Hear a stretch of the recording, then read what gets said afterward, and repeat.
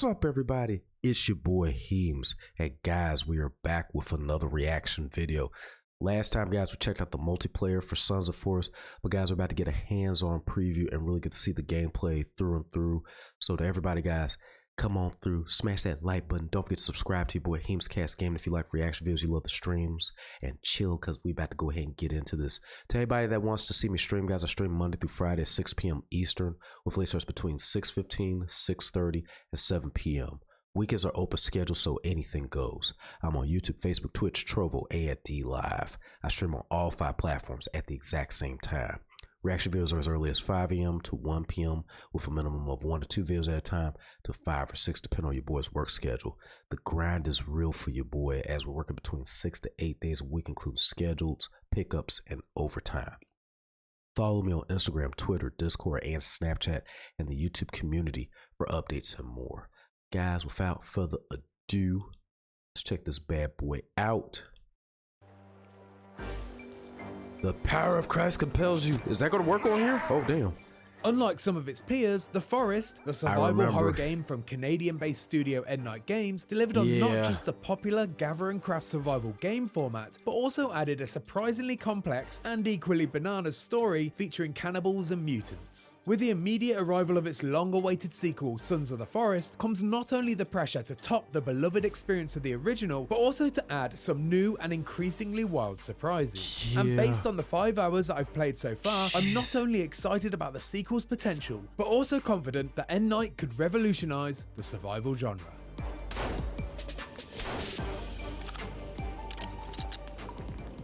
What the hell was that? The Forest begins with a simple premise. You've crash-landed on a mysterious peninsula and begin your quest to survive at all costs. There was also the optional objective of finding your kidnapped son, a task that would take you down a wild and disturbing narrative rabbit hole populated by flesh-hungry mutants. Sons of the Forest largely shares the same setup, substituting your son for a missing billionaire. It's a basic idea, but one that allows you to jump straight into the action, allowing players who have no intention of progressing the rescue mission to solely focus. See, I didn't even know that in the first, like, you could actually do like the rescue mission and basically try to save his son. It just kind of starts you off in a way where all you remember is like you crash, you fall down, and it's kind of like, okay, where do you go? What do you do? And like, it's like that moment for you where it's like you just basically have to like, okay, well, maybe I can start building. It starts throwing different little tutorials and stuff at you on what you could or could be doing.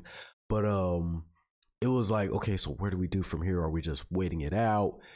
It didn't make it quite clear what your mission was or what you were supposed to do in the overall grand scheme of the game.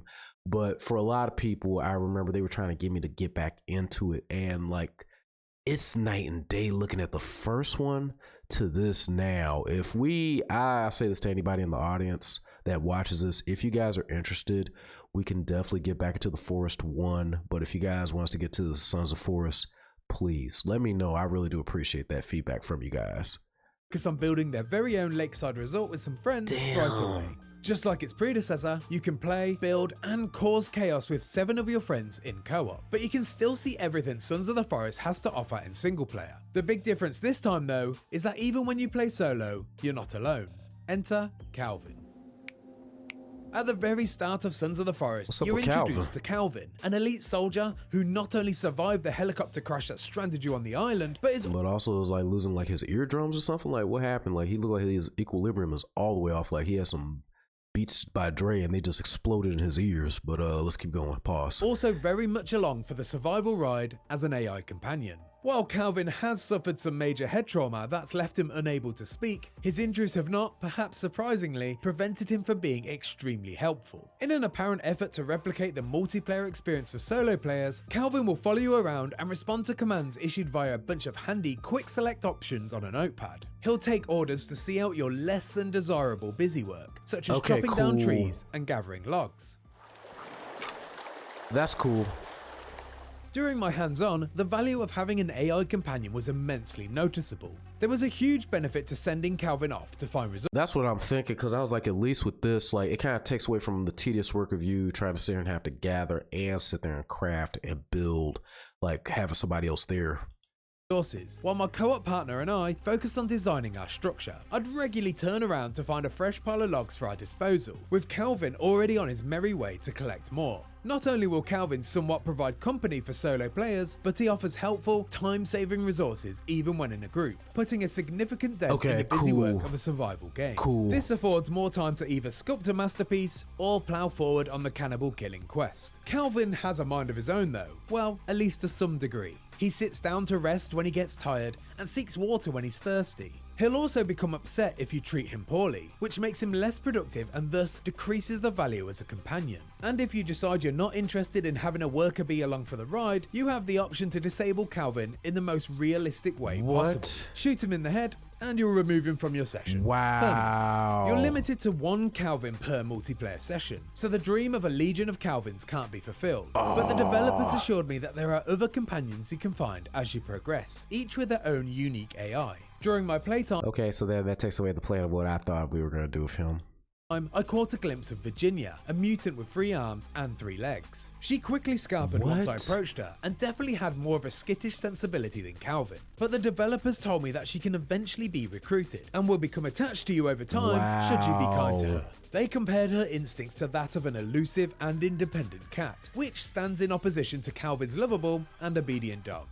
The AI improvements aren't limited to just companions though. On our expedition we came across several groups of enemies, ranging from a cluster They could even sit there and actually point out enemies to help you. That's pretty cool. Cannibals to a mob of monstrosities, each demonstrating their own impressive decision-making abilities. It felt like my enemies were thinking and making. And then I remember, if I don't recall, in the first one, the mutants and everything else doesn't pop out until nighttime. They're like in broad daylight. What changed? Or let me know, guys, if that was how it was even in the first forest. Making active decisions based on not only my actions, but also their situations and environment. Particularly in first-person horror games, enemies generally have 2 modes of behavior, patrol and attack. But in Sons of the Forest, some foes would just be extremely wary and just interested in watching what I do, while others would charge in aggressively, only to back down when things didn't go their way. I saw enemies consoling their fallen friends, changing their clothes depending on the weather conditions, and even trying to destroy my newly erected home when my back was turned. It was clear to see that the enemy's brains were not only following coded rules, but also adapting their thoughts based on the external influences. The developers explained to me that certain enemies with leadership qualities can influence the decisions of others, and even promote ideas in their ranks such as religion, and that each individual has their own tastes, desires, and proclivities.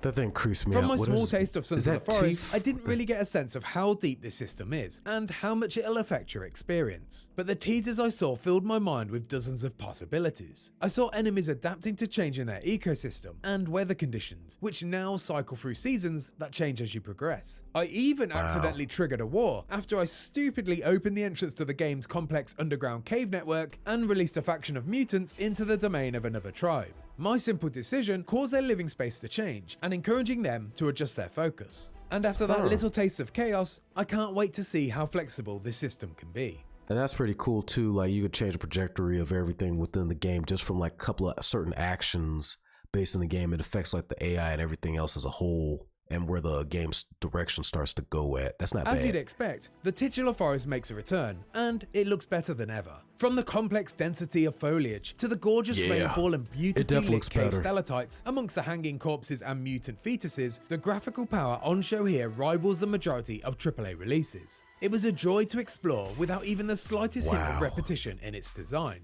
With a tease of bunkers, villages, and God knows what else in a world that's promised to be 4 times larger than the original, I can easily see myself getting lost and then sidetracked in the wilderness for hours on end.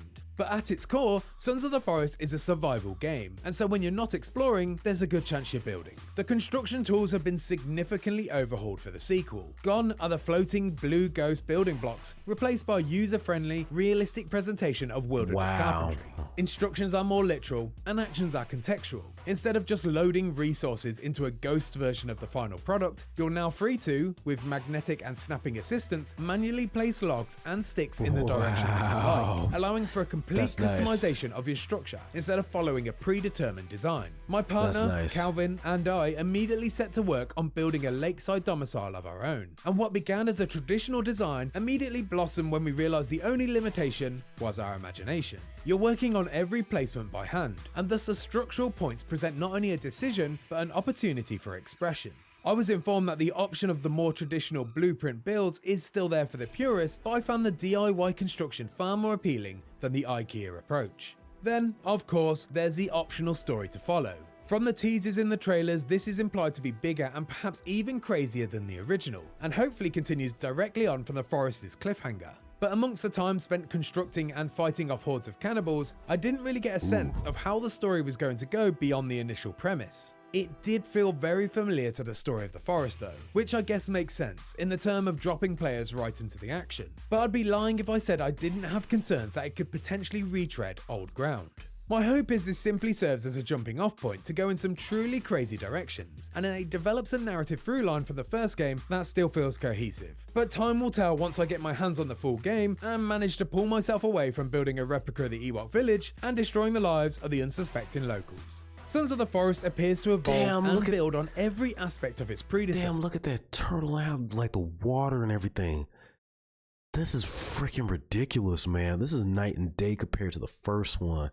Like how they bring like nature, real life and stuff like that. With a focused goal of realism and developing a flexible ecosystem. And it feels like the building blocks are there to create something truly special. But its killer feature is the addition of impressively sophisticated and smarter AI enemies and companions that could not only provide a huge leap forward for the series, but the survival game genre as a whole.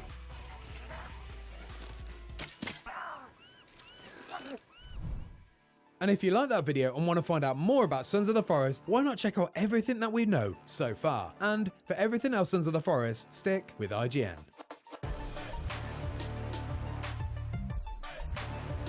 That is freaking crazy. And if I'm not mistaken, yeah, I'm trying to remember if the Forest was originally a PS4 game or if I think it was originally, it was a PS4 game. That gap in just one console generation is ridiculous. Like the foliage, nature in of itself, the animals, looking at that crisp, clear water, seeing turtles actually swimming through it like something like in real life. Like even how you could do the build and stuff like that, you can actually have specifics versus like having this like pre-setup, which I'm not gonna lie, I'm probably still gonna take advantage of the pre-setup, but then it makes you feel so submersive. It almost makes you like at that point, like, shoot, if I could do this in a video game, imagine what I could actually build in real life. I can make my own cabin. I can go ahead and get this, and then I ain't gotta worry about. You probably still gotta do like property tax and stuff, because you basically on property politics anyway. But all in all, like this looks pretty good, and if they have a little bit more, even like an in-depth story, I wouldn't mind checking this out. But guys, what did you think of this? Did you like it? Did you enjoy it? Are you looking forward to it? What did you like about the first one? All that and more. And if you guys want me to go back and play the first one, please, all that, let me know in the comments. To everybody, it's your boy Heemscast Gaming signing out. I'll see you guys soon with more content to everybody out there. Peace. Till the next video.